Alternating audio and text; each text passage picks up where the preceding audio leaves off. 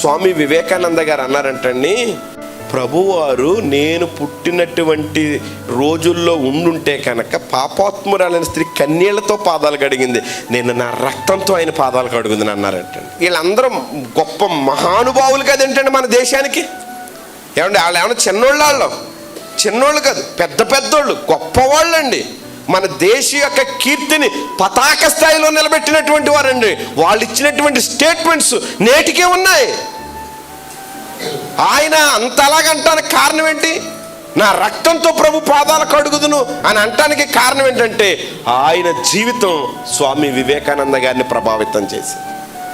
దేవుడు జీవించిన జీవితం, దేవుడు చెప్పినటువంటి మాటలు గాంధీ మహాత్ముడిని ప్రభావితం చేసింది. ఆ మాటలు చదువుకుంటున్నటువంటి మనం ఆ మాటల ప్రకారం నడుచుకుంటున్నాం. దేవుడు మనల్ని ఏమడిగాడో తెలుసండి?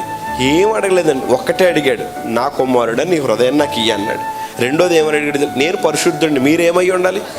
పరిశుద్ధులు. దేవుడు మన నుంచి ఆశించింది అదేనండి, దేవుడు మన నుంచి కోరుకున్నది అదేనండి. మనం గుర్తుపెట్టుకోవాల్సింది ఏంటంటే ప్రభు దగ్గరికి వస్తున్నాం వెళ్తున్నాం ఇది కాదు.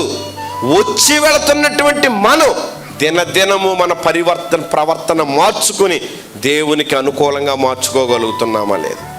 మన ప్రవర్తన మారుతుందా లేదా? మన మాట తీరు మారుతుందా లేదా? మన చూపు తీరు మారుతుందా లేదా? మన వినికిడి మారుతుందా లేదా? మన చేష్టలు మారుతున్నాయి, మన నడతలు మారుతున్నాయి.